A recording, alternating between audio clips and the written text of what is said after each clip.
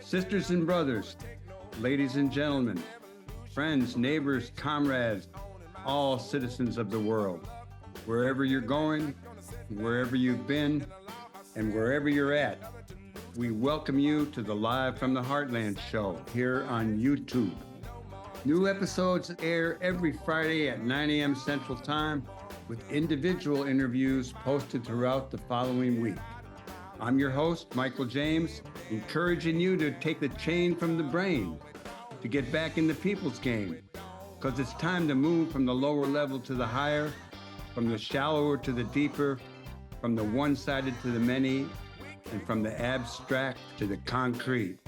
So, without further ado, let's get it on. Welcome, you friends, you neighbors, you comrades, all you citizens of the world. It's time for another edition of the Live from the Heartland. I'm Michael James, your host for today, and I'm up here in Chicago's wonderful blue 49th Ward. Today I have two pals on the show. Actually, I have three. We're going to start off with our friend and Andy Davis and Jeff Biggers. And the two of them have worked together on a new book called Disturbing the Bones. You know, it starts out in Chicago and it goes to Southern Illinois. It's up in Russia and Siberia. It's going to be something else. Andy, give us a little overview of what your new book is all about. Well, it's, I think they're calling it a political thriller. And it's basically a story about several investigations that are going on. One involving the discovery of a woman in an archaeological dig in Cairo, Illinois.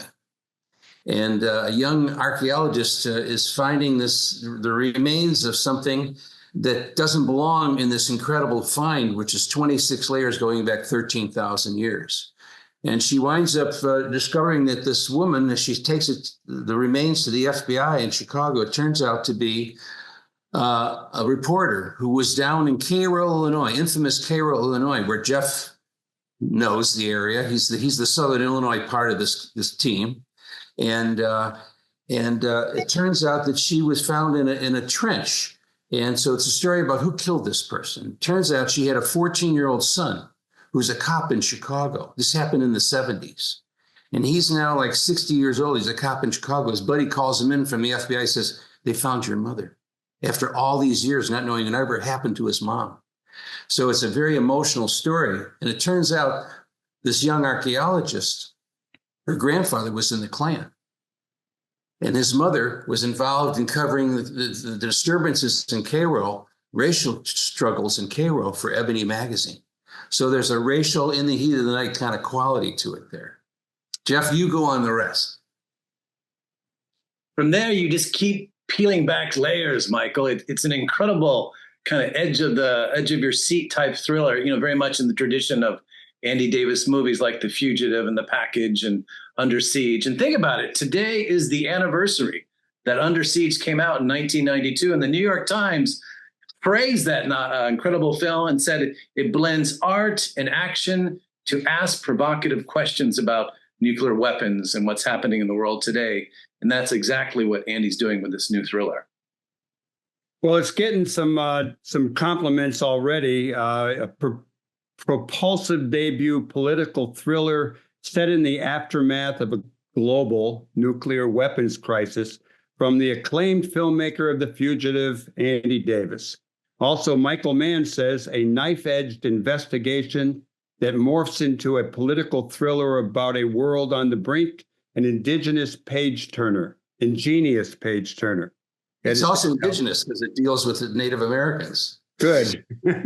I've been to the mounds down there. I had to pick up a friend who was incarcerated downstate. And, you know, I've been through Cairo a number of times. And I remember back when there was a lot of civil rights activity and Student Nonviolent Coordinating Committee was in there. I gave a talk at the University of Southern Illinois way back and roamed around the territory. Andy, what led you to write this? You know, most of your films, and I'm grateful and happy to be in some of them, you working off of someone else's book or script. This time, you talked to me a long time ago about doing this, and I assumed you were making a script. The next thing I know, you've got a book coming out with our friend Jeff. And talk about how this all came to be, how you decided to write a book first, and I assume and hope there'll be a film to follow.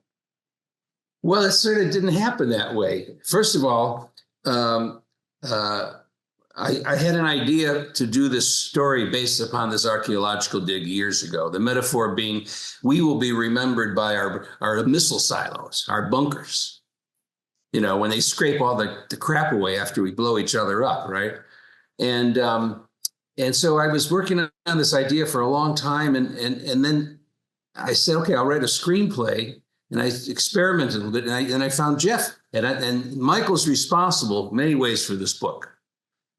All you Michael fans and Heartland fans. Well, I think you were both on the radio show the same day, and that's how you met. I don't know how we met, but we were in the Heartland Cafe, which is a much deeper story in my own personal life. I'll tell you later. But anyway, so we started working on the screenplay together. Jeff had written this great book called Reckoning at Eagle Creek about his family's history with coal mining and mountaintop removal and the tragedy of. And he had this real in-depth understanding of Southern Illinois and what was going on down there with the Union Army headquarters, further south in Louisville, where Dred Scott was nearby imprisoned, right? Anyway, so we started working on the screenplay, and I got frustrated because, his screenplay's got to be tight. It's got to seem like it'll work in 2 hours, and you can't describe a lot of backstory. So I said, let's just write the novel. And that's what happened. And so we flushed it out, and each of us brought what we could to it, and kept going back and forth with drafts. And I was very grateful that this great wordsmith was able to help this kid with a Chicago public school education. That's good.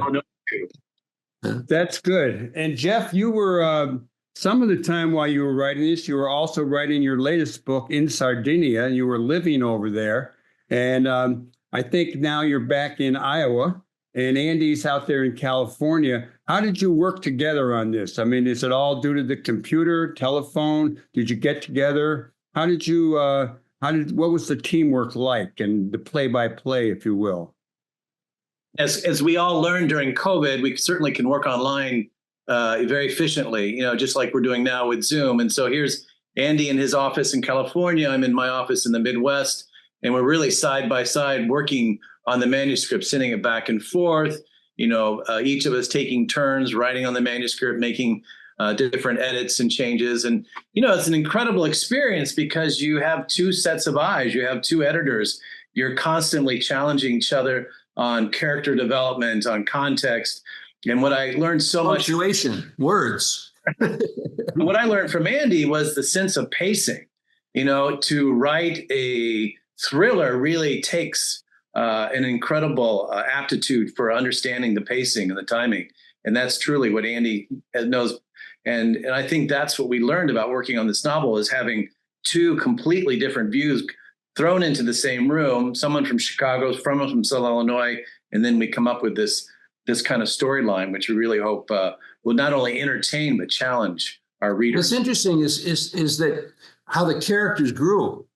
I had this cop from Chicago who lost his mother at 14, and this young archaeologist who went to Yale, but she's sponsored by the bad guy in the story, who's an Army Corps of Engineers master builder, bunker builder, right? And he's got these weapons programs going on. And so each of these characters sort of evolved. And what Jeff brought a lot to it was the kind of emotional inside of these people. Okay, so what happens if you're a 14-year-old kid and you don't know what happened to your mother? Did she run off? Did she disappear? Was she killed? Is she coming back? And in the story, it's very interesting. I grew up on the South Side. Michelle Obama was at the next high school at South Shore. I went to Bowen, right? And in the story, this young 14-year-old comes back to Chicago when his mother disappears, and there's this young girl in his class in the South Side, and she protects him from the tough kids. And now she's running for president, and she gets elected, and he's got to be her bodyguard in Chicago. So it's really woven into this Chicago fabric. And the thing is, the reason she gets elected, because she's a good candidate and she's running against a complete asshole, right? There's an accident. The Russians are testing these missiles. They can put a nuke anywhere in the world in an hour right now. And there's an accident that goes terribly wrong. It's being monitored where this highway is being built in southern Illinois that the archaeologist is working on, to Scott Air Force Base, where in our story, they monitor all the Russian missile tests. And something goes wrong, and a missile goes off and kills 150,000 people one day in Siberia and Mongolia, weeks before an election. And the world goes crazy. Say, this is insane.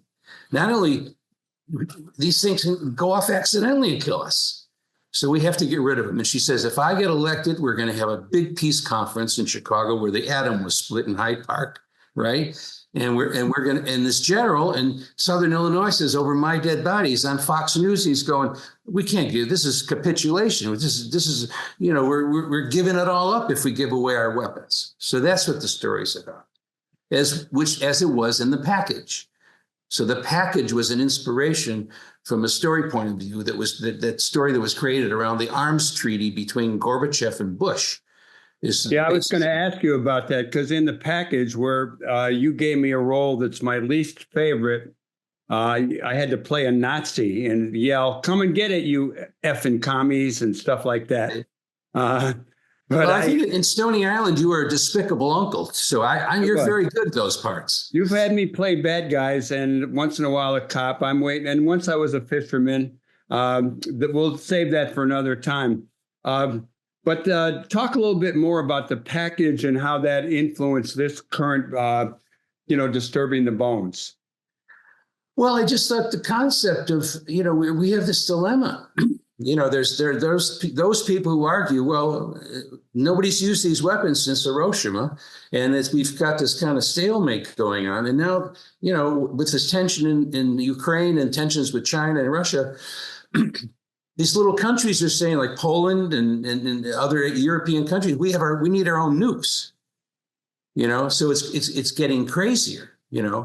So the generals are going to say, you think we're going to give up all of our nuclear weapons and let these other countries have them? So how is it that you can have a consensus of everybody giving them up? And if there was this terrible tragedy where you're witnessing this many people die in one day, and the coverage is mind-boggling, could it shift world opinion in such a way that the people of the world literally demanded the ending of this kind of insanity? Who did the research on this? I mean, there's a lot of technical stuff. Is that things that Jeff did, that you did, or you have other people helping you out? Jeff did both of it. Yeah, I think we both brought in our backgrounds, and so Andy's done several films that deal, of course, with the arms race and with the military and diplomacy. And then I brought in a lot of bit of the background about Southern Illinois and the civil rights movement. Of course, Andy's worked on that quite a bit as well.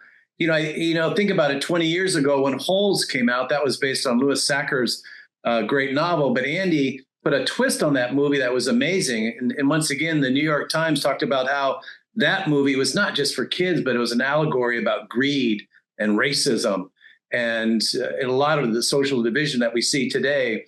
And once again, Andy's following up very much in a continuum of his career with this thriller on issues that he's dealt with his whole life. So the research really came from both of us. But this guy is known as someone who writes about culture and the environment, but he brought so much to this in terms of being a novelist. We even have a Chicago cop whose parents are from Sardinia. So I did get in a little bit of Sardinia.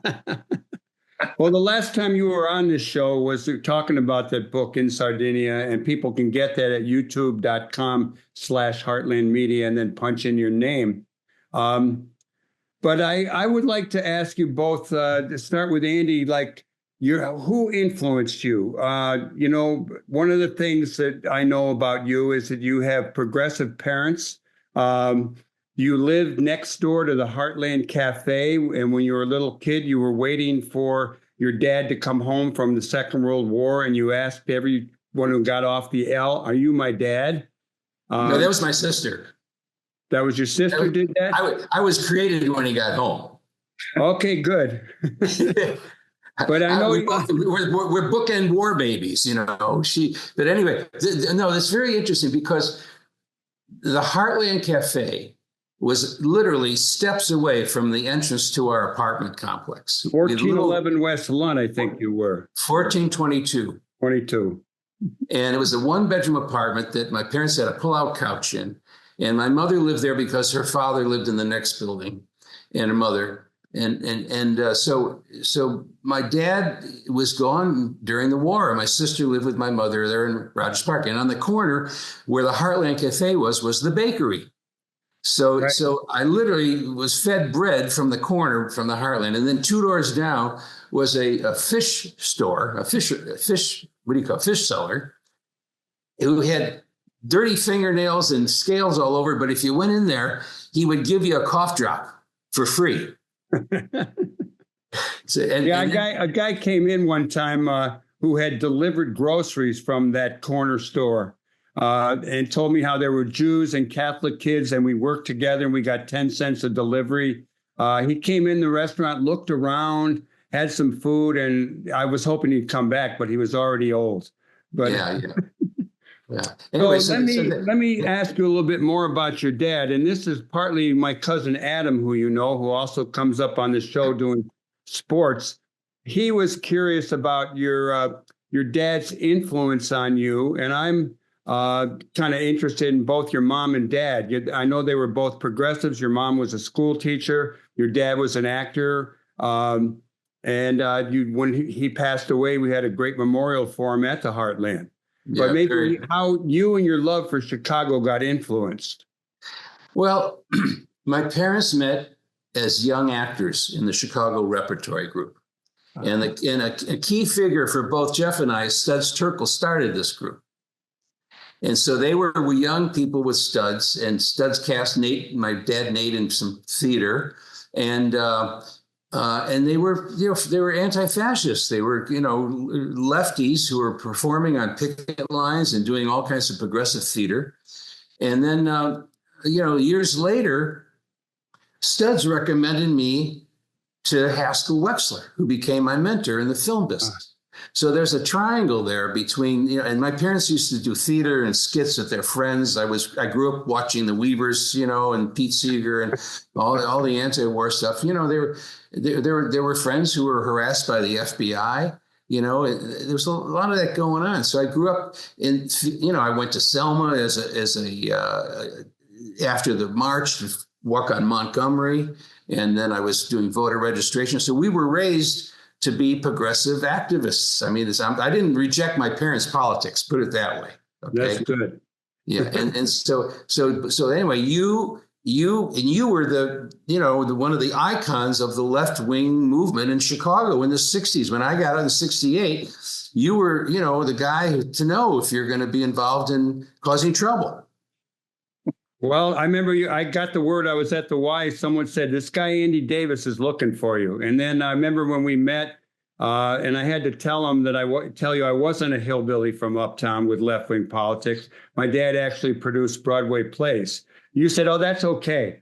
Jeff, let me ask you what some major influences on you. I've read a number of your books about coal country in Southern Illinois, about the Tarahumara Indians when you lived over that way. I didn't read in Sardinia, but I read a lot about it. Give us a little bit about what led you to be a progressive, active dude. Well, I mean, the hillbillies in Uptown, that's the kind of stock I come from. When the coal mines collapsed in the 50s, my grandparents had to go up to Chicago and uncles and work in the steel mills. And they didn't last long. They eventually trickled back down. His health, he was already falling apart from black lung disease. But that whole uptown Chicago world, of course, first place that Bill Monroe ever recorded. You had so many people from Southern Illinois and Eastern Kentucky who came in, of course, to uptown that you have written about and know about personally. And, I come from that background of my dad was a crusading civil rights activist. My mom, too, coal miner's daughter. They did what they could in the Midwest. And at a certain point, they were fed up and packed up the old 60 Chevy and moved out west to La Frontera. So I grew up actually outside of Tucson in that milieu. My father worked with the farm workers and so many different people. But I think what we're doing, here and what you both have done really inspires me is that we're trying to make great art. We're trying to make great entertainment, but we're also trying to challenge people and galvanize people for social action. I think we're pretty unabashed, Michael, that this is an anti-war novel. We're trying to talk about, that we are on the brink, that there is no fail-safe moment anymore, and that we really need to talk about these issues in a certain way that brings everybody to the table. And that's what this book is really about. It's an incredible political thriller that touches on the very issues that are the burning ground right today in our societies. Has the book been released yet? It will come on October 22nd, which is actually the first event in Chicago, of all places. We'll be doing an evening reading at the great Anderson's bookstore there in Naperville. You have to get a ticket. It's kind of a big deal. But at October 22nd at 7 p.m., we'll be at Anderson's bookstore in Naperville. And the Chicago writer Luis Urrea will also be there probably with us. Who gave us a great quote. I'm very looking forward to meeting. And then keep going, Jeff. We got some great events in Chicago. We'd like to invite everybody who can come to. The next big one is going to be at Columbia College. But before that, on Wednesday at Northwestern, we're going to be at Northwestern. Natalie Moore, the great journalist, now professor at Northwestern, is going to interview us, who wrote incredible material about Chicago and the South Side and the Keystone Nation. She's an amazing journalist and a sociologist, I think, And then we're going to be that evening, 11 o'clock at Northwestern, and then that evening at 6:30 at Columbia College. If someone Jeff knows is a great filmmaker is going to have us there. That's on October 23rd, a Wednesday evening, at the Film Cinema there at Columbia College. Well, on this interview, when we send out the announcement, we'll include the places you're going to be. We only have a couple minutes left, and I'm going to throw this question to Andy, but if you want to get into it too. And this, again, comes from my cousin Adam, who also has been in Andy's flicks. And he says, this year is the 70th anniversary of The Seventh Samurai by Kurosawa. And he says Spielberg and Lucas and others have credited this film as the inspiration for all action films today. And he was curious, Andy, to know what you thought of that. Well, it's interesting. When I was a kid, my sister was in Madison and going to college, right? And I went up to visit her one weekend, and she was busy with her boyfriend or something, and her boyfriend's buddies took me to the theater right downtown Madison. It was the Magnificent Seven with that Marlboro music, right?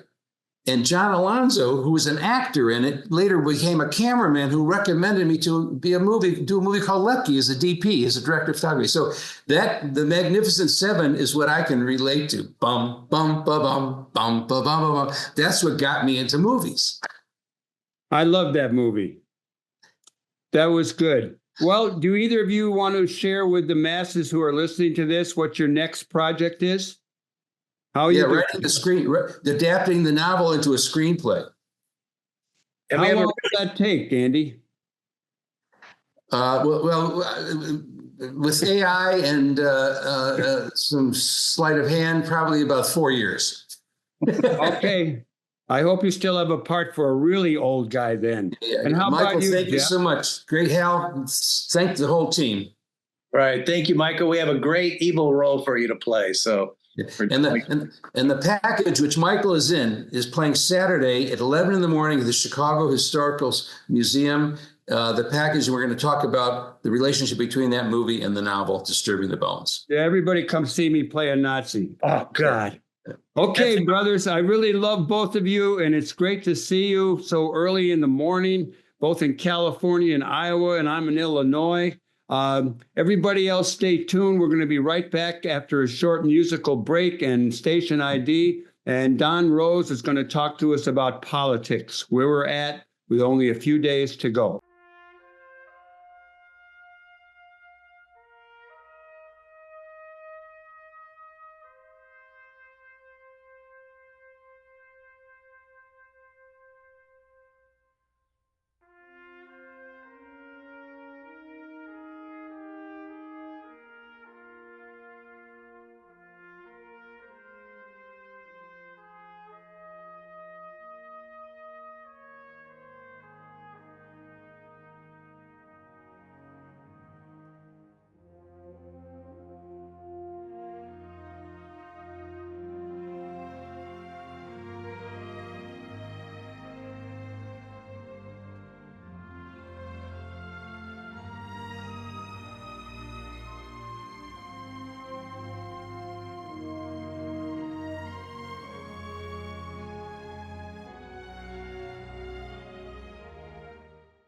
Welcome back, all you citizens of the world. It's live from the Heartland for the week of October 12th in the year 2024. We only have 30 some odd days left until the big election. We've been bringing a lot of people on talking about the election. We've had Don Rose, one of our regular commentators and someone with a lot of insight and keen observing skills. And I've got him back today, and I'm glad you've come on, Don. How are you today?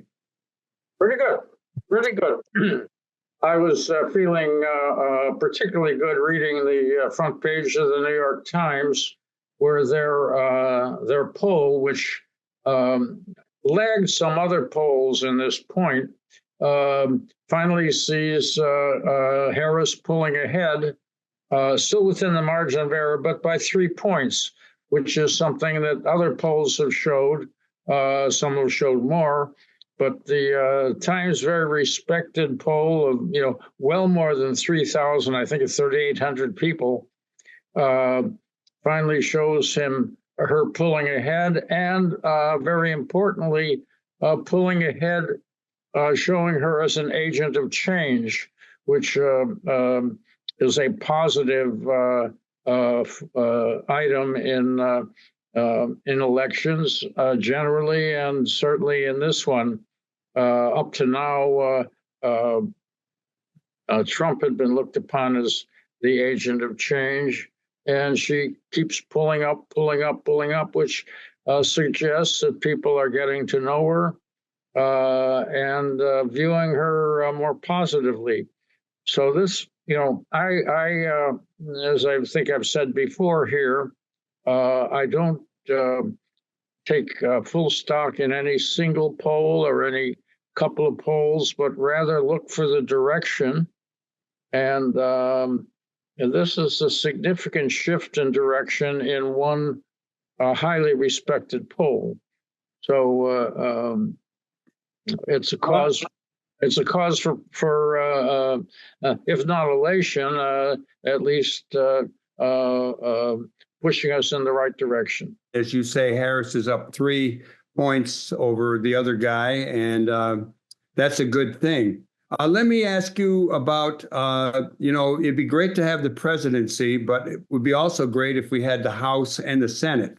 And, there's a lot of positive stuff about what's going on in both places. But on the other hand, we had, I actually saw it today in the Washington Post, and today being a few days actually it's the 9th of October when we're recording this, and they have a headline, Congress may be headed for an election day double flip. Let's talk about the House and the Senate, whichever you want to go first on. Tell us what you think. Well, I have not been following each House race closely. I am generally of the view that the House is going to flip, that we are going to, the Democrats are going to take the House.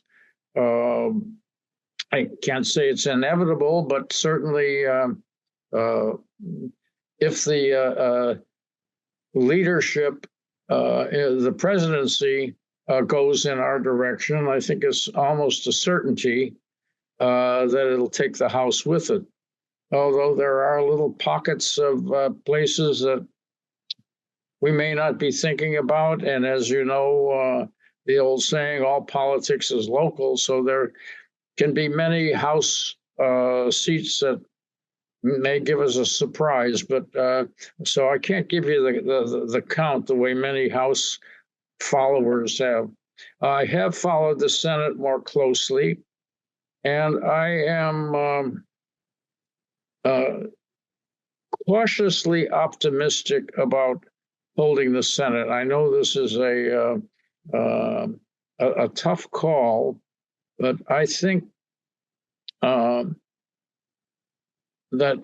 John Tester has been appears to be under threat there. If he loses, that would he's one of the two most vulnerable because his state goes so heavily Republican, and Trump will carry it well. still think he's got a chance to win. He always manages to pull things out, as does Sherrod Brown, who I think is sitting in a much better place, even though Ohio will go substantially Republican. Brown is likely to hold on as he has in the past. If I had to worry about Sherrod Brown, I'd be worried about the whole deal. whole deal. So there's Tester, but we also have some possibilities going around the country. Cruz is under serious threat. He's shown one. There's been a poll, I think, that shows him slightly behind for the first time ever that I know of. Florida has an interesting possibility, and I think it's possible that we could break even if Tester loses. We could pick up another one, replacing him. And possibly even pick up two. Now that's a highly optimistic call to make. I'm not ready to write it yet, but I'm leaning in that direction. So I am less worried about the Senate than some other observers are. Maybe it's just wanting a happy gut. But I still think that the direction of the leadership, is what counts the most for this. Well, you've come out, with some hope for not only Sherrod Brown but for Jon Tester, and I like those. The one other thing that we're seeing also is a challenge to Tammy Baldwin. Some headline I saw, Eric Hoyte, or however you spell Hovde, campaign ramps up efforts to the Tide Democrat to funding for LGBTQ care for the youth. And someone said it was possibly a toss-up. I doubt it. Any take on Tammy Baldwin today? Well, I've been optimistic about her all the way. So I don't know. We don't see here. We don't see the commercials that are being played in those other states. They're right. Just Illinois is getting some, but we're considered a blue state, and we're not. They don't have to spend a lot of money in Illinois because we have a good, strong Democratic Party. Which is not the best Democratic Party in the country. The way Wisconsin, I think, has the best state leadership among the Democrats with Ben Wickler. If we had 6 Ben Wicklers, we'd around the country. I think we could be assured of constant victory. Anyway, I can't speak to some erosion that's going on with her, but I have long felt she's not really very vulnerable there. And from the time she was first elected, an unlikely first election, where she was a big breakthrough by an openly gay woman. Yeah.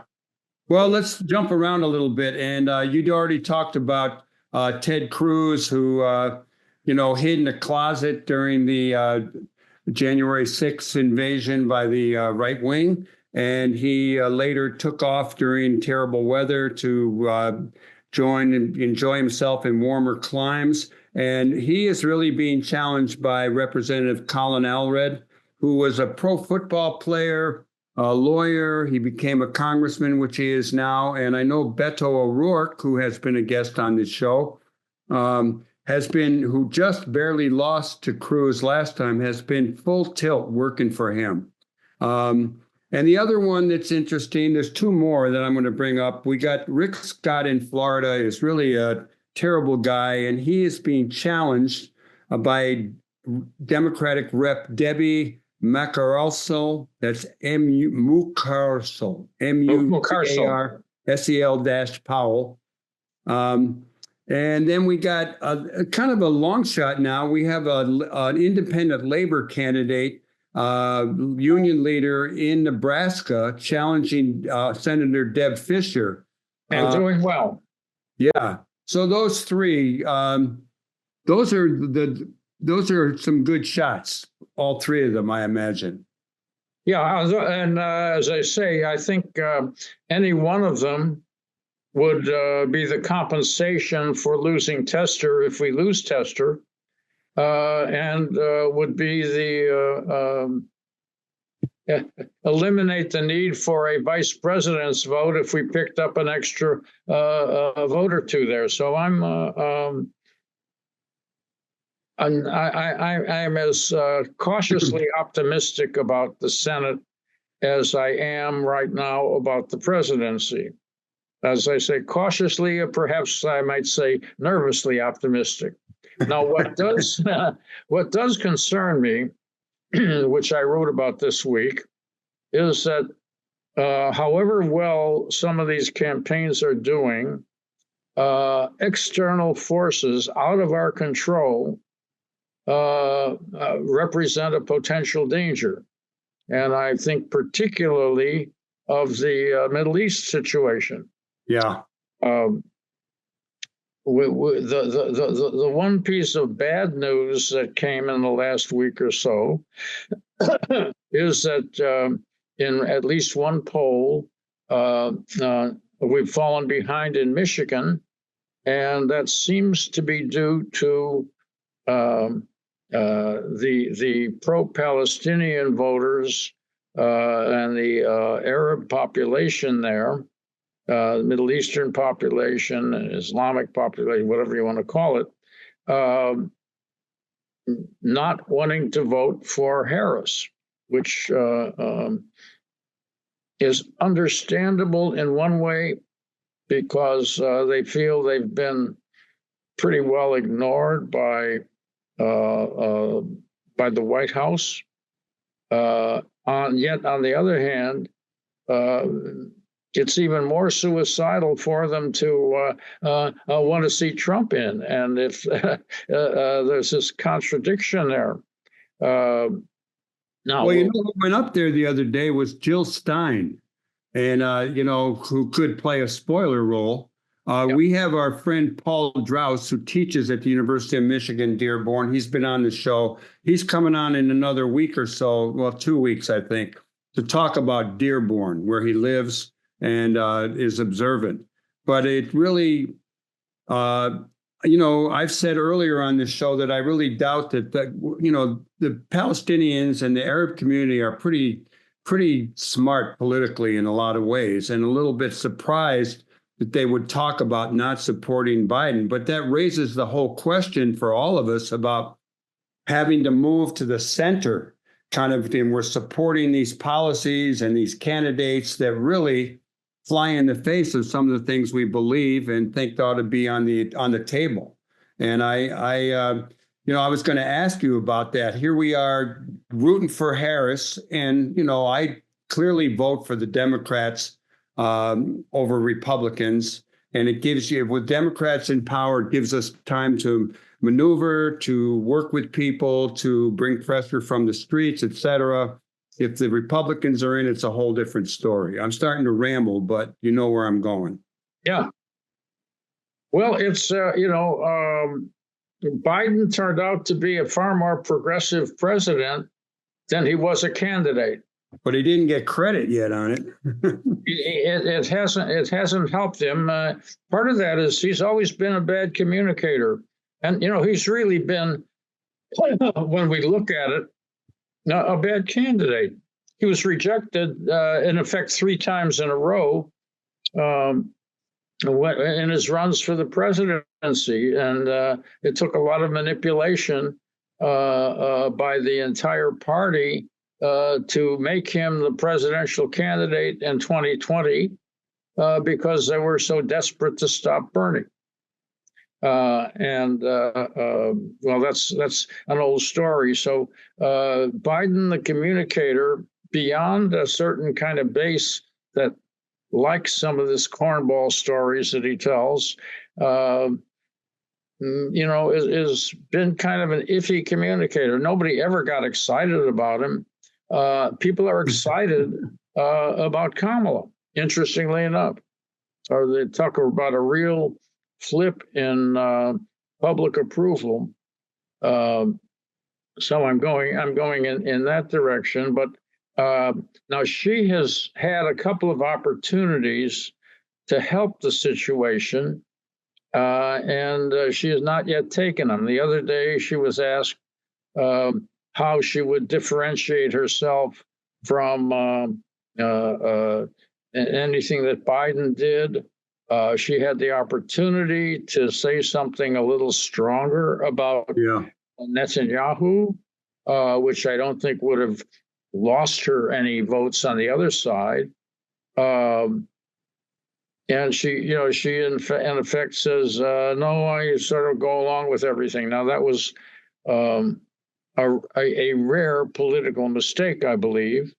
It was her opportunity to at least begin some of the dialogue that might help her. Now, it's also quite possible. I have to say I do not have any great personal insight or affinity for the behavior or the views of some of the pro-Palestinians. I'm a Zionist in that I believe Israel has a right to exist.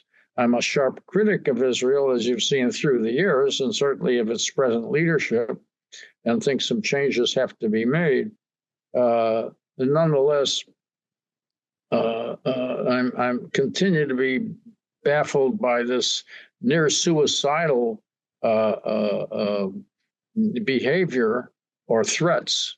It's also possible, quite possible, that some of the people who are using the Palestinian issue as a threat to the Democratic Party or a threat to Biden and Harris may, in the long run, come back, hold their noses and vote for her. But the behavior of Israel right now, how is it going to respond to the recent attack by Iran? Is it going to broaden the war enough so that we will ultimately be brought into it, which is a distinct possibility? And there goes everything that's going on in the campaign because of decisions that Netanyahu makes. Now, this is a very, very serious issue, and unless we can are able to in some respects sever ourselves or not join when we are expected to join, it's very frustrating.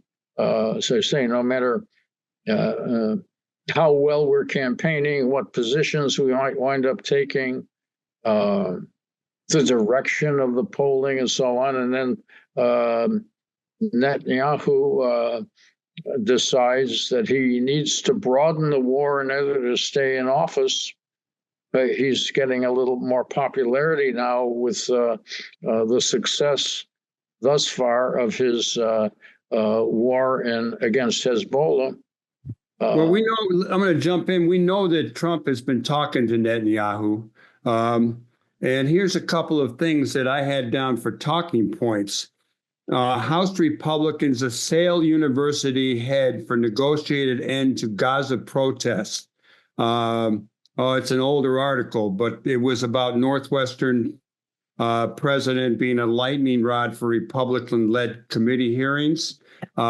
Israel's war on Gaza is like 1 year old today when we're recording, and Biden administration, is he seeking de-escalation or driving the Middle East war?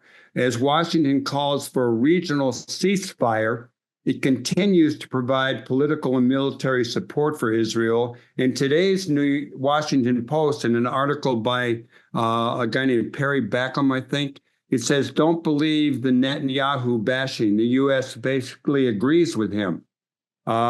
Any comments on any of that?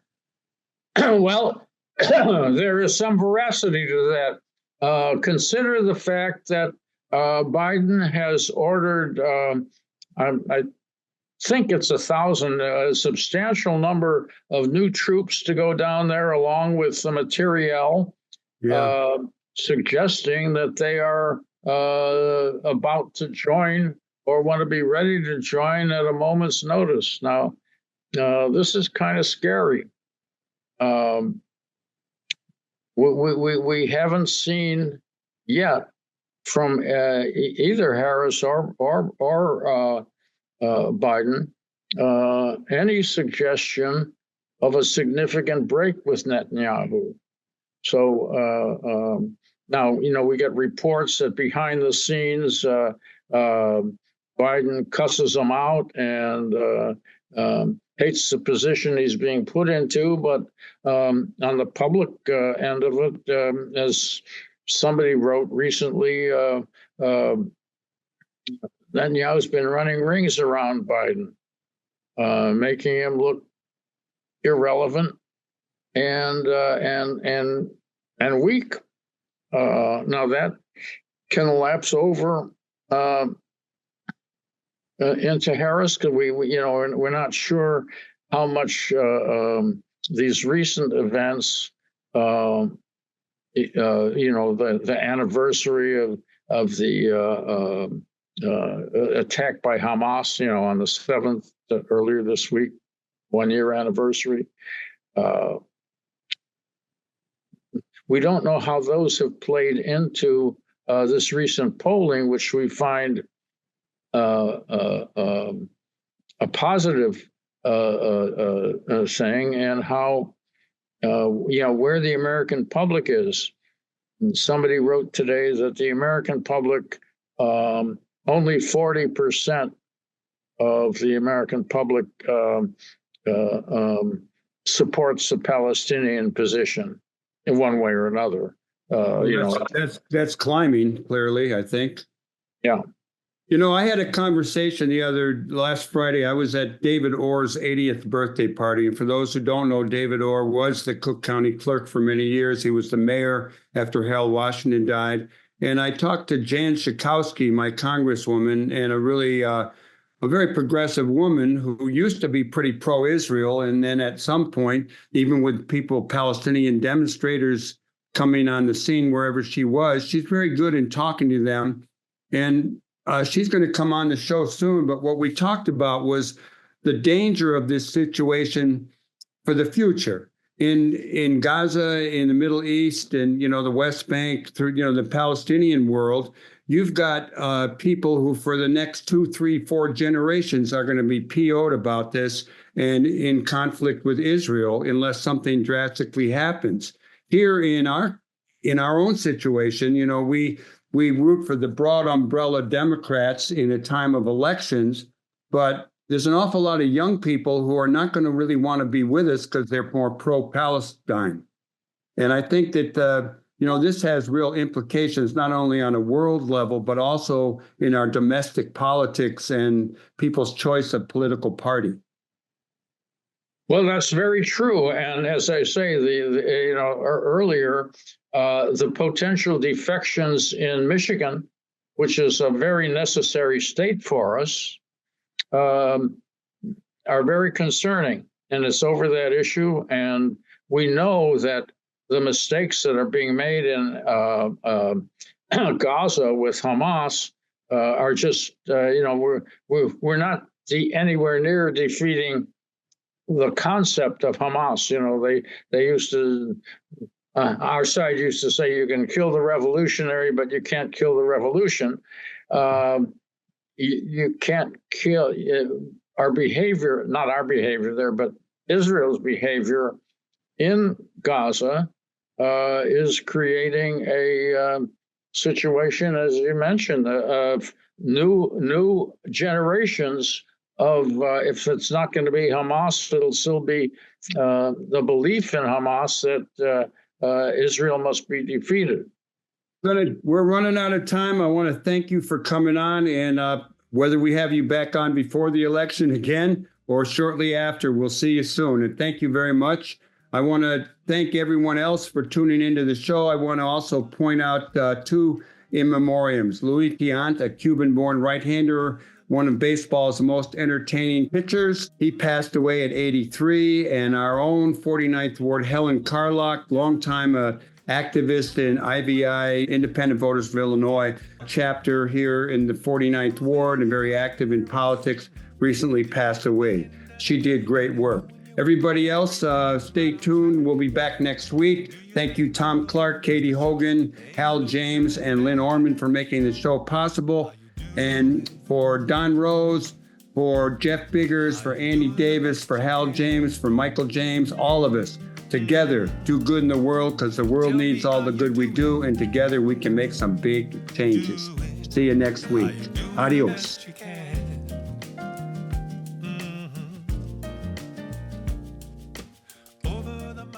We want to thank you for watching the Live from the Heartland show. New episodes air every Friday beginning at 9 a.m. Central Time. Episodes air each following Thursday on CAN TV, 9 p.m., in Sweet Home Chicago on Channel 21, or streaming everywhere else at cantv.org. Audio episodes go live on WLUW each Saturday, 9 a.m.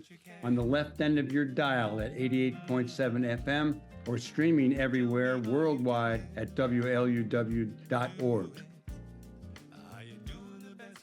They're available on Apple and Spotify podcasts by looking up Live from the Heartland on either platform, and are also broadcast on Lumpen Radio each Friday at 9 a.m.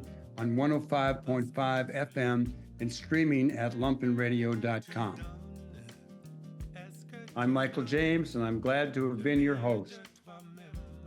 Until next time, remember, do good in the world, because the world needs all the good that you do, that I do, that we do together. All power to the people. Over and out. Gone to limbo. Are you doing the best you can? Tell me, are you doing